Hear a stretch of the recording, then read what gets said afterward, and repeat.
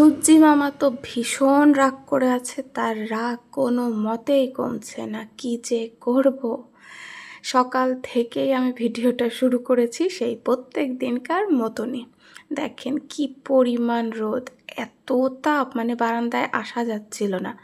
আমি জাস্ট আপনাদেরকে একটু আমার ভিডিওর মাধ্যমে ওয়েদারটা বোঝানোর চেষ্টা করছিলাম, এই আর কি।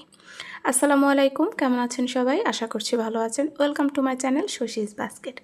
দিনটি ছিল বুধবার, 23শে জুলাই 2025। সাদা ফুল ফুটেছে দুইটা, মাশাআল্লাহ ভালো লাগতেছিল। সাদা ফুলটা অনেক দিন পর ফুটলো বারান্দায়, আর এই ফুলটা প্রত্যেক দিনই একটা দুইটা করে ফুটছে। আর এই যে দেখেন, মানে কি পরিমাণ গরম, যে মানে সবাই একদম অতিষ্ঠ হয়ে গেছে। আমার একটুও খেতে ইচ্ছা করতেছিল না, যেটা সত্যি কথা। গরম হইলে, এটা আমার অনেক আগে থেকেই অভ্যাস, গরম লাগলে আমার খাইতে ইচ্ছা করে না। আমার মনে হয় খাইলে পরে আরও বেশি গরম লাগে এবং অস্থির লাগে। আমি চেষ্টা করি যতটুকু না খাওয়া যায়, তবে ইদানিং চেষ্টা করি তো যে একটু ঠিক মতন খাওয়া দাওয়া করার। তো যাই হোক, আর আব্বু বারবার বলতেছে, তো চলে গেলাম আমি আমার খাবার রেডি করতে। একবার ভাবলাম কফি খাবো না, ঠান্ডা কিছু খেতে হবে।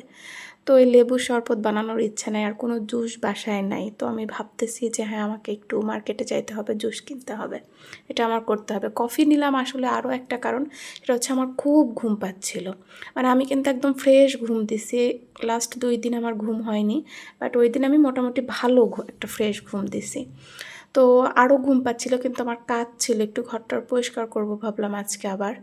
তো করতে ইচ্ছা করতেছে না, ভাবলাম দেখি কফি খায় দেখি কি হয়। আসলে আমি নাস্তা করে অনেকক্ষণ বসেছিলাম ডাইনিং টেবিলে বসে বসে, যে না ঘুমাবো না, কাজ করি এরকম করতে করতে লাস্টে যে আমি সত্যিই কাজ করেছি। একদম ঘেমে গোসল করে উঠছি, পরে একবারে শাওয়ার নিয়ে আগে শাওয়ার নিয়ে চলে আসছি। মানে নাস্তা করেই আমি ঘরটার মুছেই আমি গোসলে চলে গেছি, একটু জাস্ট 5 মিনিট রেস্ট নিয়ে।